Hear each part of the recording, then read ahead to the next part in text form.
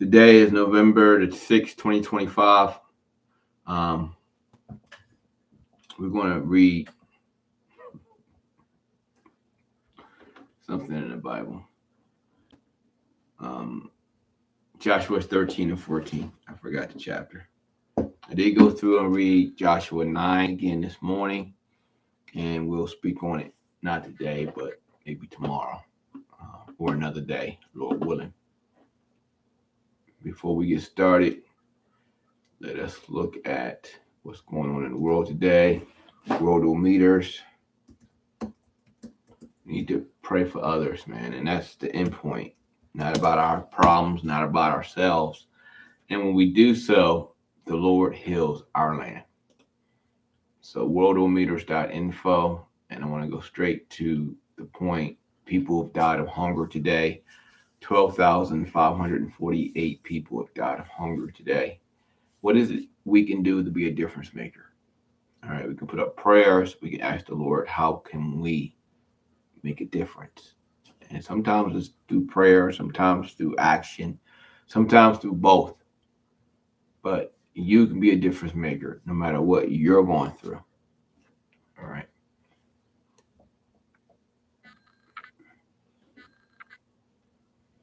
So 12,559 people have died of hunger today. And what can we do to be a difference maker? So ask the Lord and go prayerful. Today we will be looking at Joshua chapter 13 and 14. We'll be reading through that. And this is an historical time in the Bible that's not looked at. And it's understandable why, because it's plotting off territory given in the promised land that was promised maybe over 1,000 years prior. And the promise started starting in writing to Abraham from God. And then they went to captivity. His generation of people, which was his grandson and his great grandsons and his children, 80 people went into captivity after a period of time in Egypt.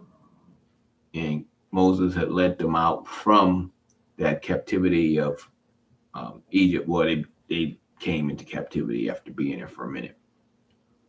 And then Israel couldn't get into the promised land because of their lack of faith and disobedience and rejection of God, that now the following generation are getting is in there. So this is what we've been reading about.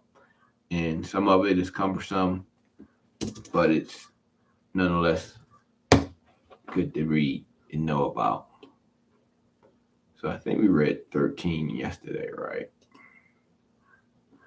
Let me check on something. Let me double check this real quick, because I posted 14 and 15, and I believe that's what we're supposed to be doing. So we're doing this here, 2 minutes.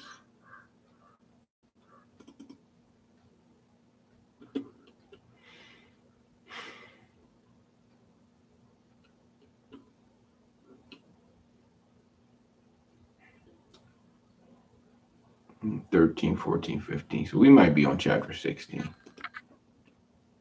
All right. Because chapter 16, 15 we read yesterday. Yeah. And then 16. Yeah, because I was tired. So we're in Joshua chapter 16 and 17. This is what we're reading. Let me see if I can. Oh, well. It is what it is. I'll make the change later. 16 and 17 today. And the lot of the children of Joseph fell from Jordan by Jericho into the water of Jericho in the east, into the west, into the wilderness that goeth up from Jericho throughout Mount Bethel, and goeth out from Bethel to Luz, and passes along into the borders of Arki to Adaroth, and goeth down westward to the coast of Japhleti, and the coast of Beth-horon, the neither into Giza, and the following out, and the going out thereof are the sea. So the children of Joseph, Manasseh, and Ephraim took their inheritance. And the border of the children of Ephraim, according to their families, was thus. Even the border of their inheritance on the east side was Atar,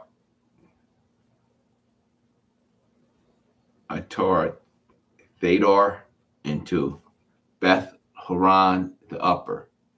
And the border, and the border went out toward the sea of Mikmetha on the north side, and the border went out eastward unto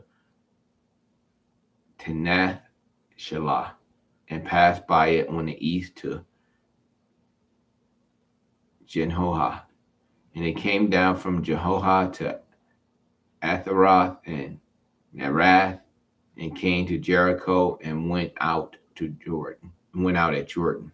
The border went out from Taboa westward into the river Cana, and the goings out thereof were at the sea. This is the inheritance of the tribe of the children of Ephraim by their families, and the separate cities for the children of Ephraim were among the inheritance of the children of Manasseh, all the cities with their villages. And they drave not out the Canaanites that dwelt in Gezer, but the Canaanites dwelt among the Ephraimites, until this day, and serve under tribute. So they didn't even drive out the Canaanites; they left them there. And but the Canaanites dwelt among the Ephraimites until this day, and serve under tribute. It's interesting to know how those other civilizations, when Christ came in, when God came in, did they coexist? Were they killed? Were they in battle? And, would it have been a difference if they did it 40 years earlier? That is interesting. And I don't want to deal with the history of man. I want to deal with what does the Bible say. Because the history of man is always flawed. So we're going to read chapter 17, which is 18 verses. You know what?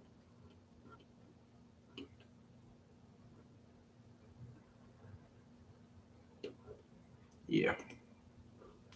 Now, there was also a lot for the tribe of Manasseh, for he was the firstborn of Joseph, to wit, for Machir, the firstborn of Manasseh, the father of Gilead, because he was a man of war. Therefore, he had Gilead and Bashan.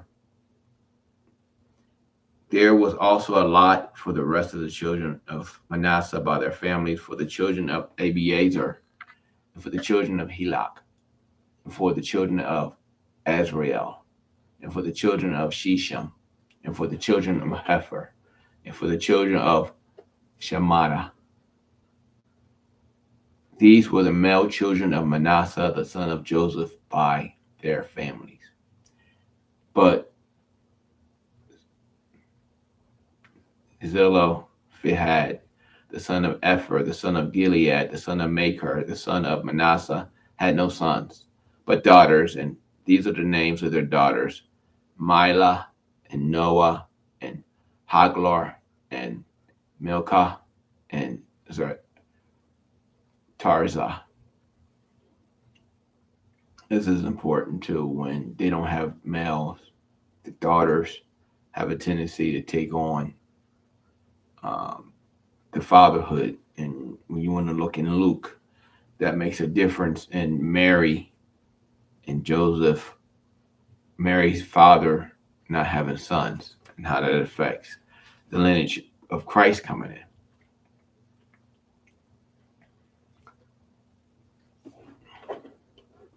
We're on Joshua chapter 17, verses 4. And there came near before Eleazar the priest, and before Joshua the son of Nun, and before the princes, saying, the Lord commanded Moses to give us an inheritance among our brethren. Therefore, according to the commandment of the Lord, he gave them an inheritance among the brethren of their father. And there fell 10 portions to Manasseh, beside the land of Gilead and Basin, which were on the other side Jordan, because the daughters of Manasseh had inheritance among his sons, and the rest of Manasseh's sons had the land of Gilead. And the coast of Manasseh was from Asher to Mecmetha, that lieth before Shechem, and the border went along on the right hand unto the inhabitants of Antipa, or Antifa, Antipu. It's an Antipua, Antipua, Entappua, Antipua. Now Manasseh had the land of Tapua, but Tapua on the border of Manasseh belongeth to the children of Ephraim. And the coast descended into the river Cana,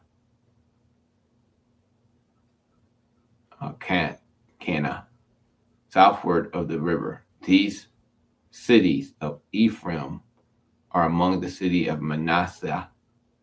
The coast of Manasseh also was on the north side of the river, and the outgoings of it were at the sea. Now southward it was Ephraim's, and northward it was Manasseh's. And the sea is his border, and they met together at Asher on the north, and Issachar on the east. And Manasseh had in Issachar and in Asher Beth Shean in her towns, and Ibleam in her towns, and the inhabitants of Dors in her towns, and the inhabitants of Endor in her towns, and the inhabitants of Tanakh in her towns, and the inhabitants of Megiddo in her towns, even 3 countries. Yet the children of Manasseh could not drive out the inhabitants of those cities, but the Canaanites would dwell in that land. Yet it came to pass, when the children of Israel was waxing strong, that they put the Canaanites to tribute, but did not utterly drive them out. And the children of Joseph spake unto Joshua, saying, Why hast thou given me but one lot and one portion to inherit it, seeing I am a great people, for as much as the Lord has blessed me hitherto? And Joshua answered them, If thou be a great people, then get thee up to the wood country, and cut down for thyself there in the land of Perizzites and of the giants, if Mount Ephraim be too narrow for thee. And the children of Joseph said, The hill is not enough for us, and all the Canaanites that dwell in the land of the valley have chariots of iron, both they who are of Bethshean in her towns, and they who are of the valley of Jezreel. And Joshua spake into the house of Joseph, even unto Ephraim and to Manasseh, saying, Thou art a great people and hast great power. Thou shalt not have one lot only, but the mountain shall be thine, for it is a wood, and thou shalt cut it down, and the outgoings of it shall be thine, for thou shalt drive out the Canaanites, that though they have iron chariots, and though they be strong. I'm liking this because I'm reading it and I'm like, okay, you are having Canaanites to be your tribute, but you're supposed to take over the land. And we know in God's word, he just doesn't want sin in us, right? He wants us to draw whatever the negativity we have in our life to get rid of it. So even though we are in a spiritual warfare and we're not physically fighting people as Christians, and we shouldn't be, but spiritually we don't want these things in our body. We don't want them to reside in our life, in our house, right? If it's in there, get it out. If you got certain things in your life and your house that's keeping you from being strong in the Lord, get it out. If that watching football on Sunday keep you from going to church and you know that the Lord wants you to be there, remove it. So when I'm reading this, it's like, oh, they're still there. Now it looks like it's getting interesting that because Joshua's like, you know what? There's a battle, man. They need to go. You come asking for more, here it is. You got more.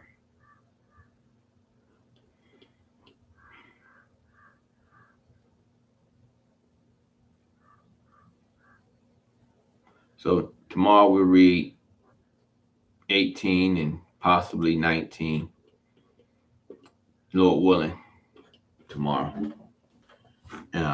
Until then, and that's probably good though.